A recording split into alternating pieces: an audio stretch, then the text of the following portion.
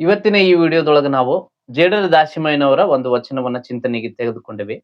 ಅವ್ರು ಏನ್ ಹೇಳಕ್ ಹೊಂಟಾರ ಅಂತಂದ್ರ, ತಾಯಿ ಗರ್ಭದೊಳಗ ಶಿಶು ಇರ್ತದ. ಆ ಶಿಶುವಿಗೆ ತಾಯಿ ಮುಖ ಏನು, ತಾಯಿಯನ್ನೇ ನೋಡಿರೋದಿಲ್ಲ.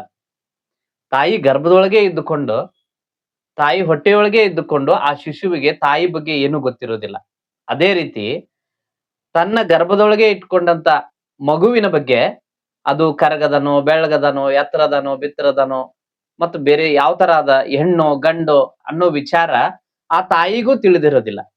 ಆ ತರ ಮಾಯಾಮೋಹದೊಳಗ ಮುಳುಗಿರುವಂತ ಮನುಷ್ಯರು ತನ್ನೊಳಗೆ ದೇವರಿದ್ರು ಕೂಡ ದೇವರನ್ನ ತಿಳ್ಕೊಳ್ಳಿಕ್ಕೆ ಪ್ರಯತ್ನ ಪಡೋದಿಲ್ಲ ಮತ್ತು ದೇವರು ಅಂತವರಿಗೆ ಕಾಣೋದಿಲ್ಲ ಮತ್ತು ದೇವರಿಗೂ ಕೂಡ ಭಕ್ತರು ಕಾಣೋದಿಲ್ಲ ಅಂತ. ಇದು ಜೇಡರ ದಾಸಿಮಯ್ಯನವರ ವಚನದ ಒಂದು ಭಾವಾರ್ಥ. ಇದ್ರ ಬಗ್ಗೆನೆ ನಾವು ಇವತ್ತು ಚಿಂತನೆ ಮಾಡ್ತಿರೋದು. ಆ ವಚನ ಹಿಂಗದ ನೋಡ್ರಿ. ತಾಯ ಗರ್ಭದಲ್ಲಿ ಶಿಶು ತಾಯ ಕುರುಹನರಿಯದು, ಆ ತಾಯಿ ಶಿಶುವಿನ ಕುರುಹನೆಂದೂ ಅರಿಯಳು. ಮಾಯಾ ಮೋಹದಲ್ಲಿಪ್ಪ ಭಕ್ತರು ದೇವರನರಿಯರು, ಆ ದೇವರು ಆ ಭಕ್ತರನೆಂದೂ ಅರಿಯನು ಕಾಣ ರಾಮನಾಥ. ತಾಯಿ ಗರ್ಭದೊಳಗೆ ಇರ್ತತಿ ಶಿಶು, ಆ ಶಿಶುವಿಗೆ ತಾಯಿ ಬಗ್ಗೆ ಗೊತ್ತಿರೋದಿಲ್ಲ. ಆ ತರ ಮಾಯಾಮೋಹದಲ್ಲಿಪ್ಪ ಭಕ್ತರು ದೇವರನರಿಯರು. ಮಾಯಾಮೋಹದೊಳಗಿರುವಂತ ಭಕ್ತರು ದೇವರನ್ನ ತಿಳ್ಕೊಳ್ಳಿಕ್ಕೆ ಸಾಧ್ಯ ಇಲ್ಲ, ಅವರಿಗೆ ದೇವರ ಬಗ್ಗೆ ಗೊತ್ತೇ ಇಲ್ಲ ಅಂತ. ಅದೇ ರೀತಿಯಾಗಿ ಆ ದೇವರು ಆ ಭಕ್ತರನೆಂದೂ ಅರಿಯನು. ಯಾವ ರೀತಿ ತನ್ನೊಳಗೆ ಇದ್ದ ದೇವರ ಬಗ್ಗೆ ಭಕ್ತರಿಗೆ ಗೊತ್ತಿರೋದಿಲ್ಲೋ, ಆತರ ದೇವರಿಗೂ ಕೂಡ ಆ ಭಕ್ತನ ಬಗ್ಗೆ ಗೊತ್ತಿರೋದಿಲ್ಲ ಅಂತ ಹೇಳ್ತಾರ ಅವರು. ನಾವು ಸಾಮಾನ್ಯವಾಗಿ ಗುಡಿಗಳಿಗೆ ಹೋಗ್ತೀವಿ, ದೇವರನ್ನ ಬೇಡ್ತೀವಿ. ನಾವೇನ್ ಬೇಡ್ತೀವಿ? ದೇವರ ನನಗ ಮಕ್ಕಳು ಕೊಡಪ್ಪ, ದೇವರ ನನಗ ರೊಕ್ಕ ಕೊಡು, ರೂಪಾಯಿ ಕೊಡು, ಅಂತಸ್ತು ಕೊಡು, ಆಸ್ತಿ ಕೊಡು, ಬಂಗ್ಲೆ ಕೊಡು, ಇದನ್ನೆಲ್ಲ ಬೇಡ್ತೇವೆ ಸಾಮಾನ್ಯವಾಗಿ. ಆದ್ರ ನಿನಗಾಗಿ ಸತ್ತವರ ಒಬ್ಬರನ್ನೂ ಕಾಣೆ ಅಂತಂತಾರ ಅವ್ರು. ಅಂದ್ರೆ ದೇವರನ್ನ ನಾವು ಬೇಡೋದಿಲ್ಲ, ದೇವರ ನೀನ ಬೇಕು ಅಂತೇಳಿ ಯಾರು ಕೇಳೋದಿಲ್ಲ. ಮನುಷ್ಯ ರೊಕ್ಕ ರೂಪಾಯಿ ಕೇಳ್ತಾನ, ಆಸ್ತಿ ಅಂತಸ್ತು ಕೇಳ್ತಾನ, ಹೆಂಡ್ರ ಮಕ್ಕಳನ್ನ ಕೇಳ್ತಾನ, ಗಂಡನ ಕೇಳ್ತಾರ, ನನ್ನ ಆರೋಗ್ಯವಂತನಾಗಿ ಇಡು ಅಂತಂತಾನ, ನನ್ನನ್ನು ಶ್ರೀಮಂತನನ್ನಾಗಿ ಮಾಡು ಅಂತಾನ, ಇತ್ಯಾದಿ ಏನೆಲ್ಲಾ ಕೇಳ್ತಾನ. ಹರಕಿ ಹೊತ್ಕೊಳ್ತಾನ, ಕೈ ಮೇಲೆ ಕರ್ಪೂರ ಹಚ್ಕೋತಾನ, ಉರುಳು ಸೇವೆ ಮಾಡ್ತಾನ, ಬೆತ್ತಲೆ ಸೇವೆ ಮಾಡ್ತಾರ, ಏನೆಲ್ಲಾ ಮಾಡ್ತಾರ, ಉಪವಾಸ ವ್ರತಾಚರಣೆ ಏನೆಲ್ಲಾ ಮಾಡ್ತಾರ. ತಮಗೆ ಏನೋ ಬೇಕು ಅಂತೇಳಿ ಬೇಡಿಕೆ ಇಟ್ಟು ದೇವರನ್ನ ಬೇಡ್ತಾರ. ಆದ್ರ ದೇವರಿಗಾಗಿನೇ ಇದನ್ನೆಲ್ಲ ಮಾಡೋದಿಲ್ಲ ಅಂತ. ನಿನಗಾಗಿ ಸತ್ತವರ ಒಬ್ಬರನ್ನೂ ಕಾಣೆ ಅಂತಾರ ಅವ್ರು. ದೇವರಿಗಾಗಿ ಸತ್ತವರು ಯಾರಾದ್ರೂ ಸಿಗ್ತಾರ ಅಂತಂದ್ರ ಯಾರು ಸಿಗೋದಿಲ್ಲ ಅನ್ನುವಂತ ಉತ್ತರ ಸಿಗ್ತದ. ಯಾಕಂದ್ರ ನಾವು ಭಕ್ತರಾದವರು ನಮ್ಮ ಕಷ್ಟಗಳನ್ನ ಪರಿಹಾರ ಮಾಡ್ಕೊಳ್ಳೋ ಸಲುವಾಗಿ ಹೋಗ್ತೇವೆ ಹೊರತು ದೇವ್ರ ಸಲುವಾಗಿ ನಾವು ಹೋಗೋದಿಲ್ಲ. ಅದಕ್ಕಾಗಿ ನಿನಗಾಗಿ ಸತ್ತವರ ಒಬ್ಬರನ್ನು ಕಾಣೆ, ದೇವ್ರ ಸಲುವಾಗಿ ಸತ್ತವರು ಯಾರೂ ಇಲ್ಲ.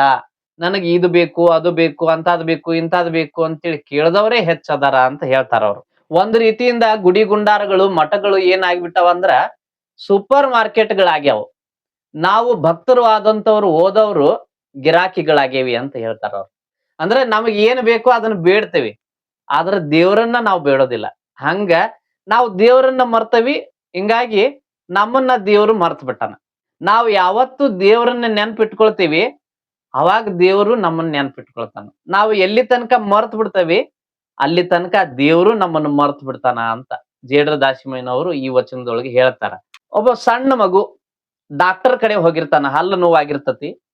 ಅವ್ರವು ಹೇಳಿರ್ತಾಳ, ಹಲ್ಲು ಕೀಳಿಸ್ಕೊಂಡ್ ಬಾ ಡಾಕ್ಟರ್ ಕಡೆ ಹೋಗಿ ಅಂತೇಳಿ. ಆ ಮಗು ಹೋಗ್ಯತಲ್ಲಿ ಡಾಕ್ಟರ್ ಕಡೆ. ಅದ ಟೈಮ್ಗೆ ಡಾಕ್ಟರ್ ಇರೋದೇ ಇಲ್ಲ, ಡಾಕ್ಟರ್ ಎಲ್ಲೋ ಹೋಗಿರ್ತಾನ. ಅಲ್ಲಿದ್ದ ಒಬ್ಬ ಸೇವಕ ಅಥವಾ ಕಾಂಪೌಂಡರ್ ಕೇಳ್ತಾನ ಆ ಮಗು, ಡಾಕ್ಟರ್ ಎಲ್ಲಿದಾರ?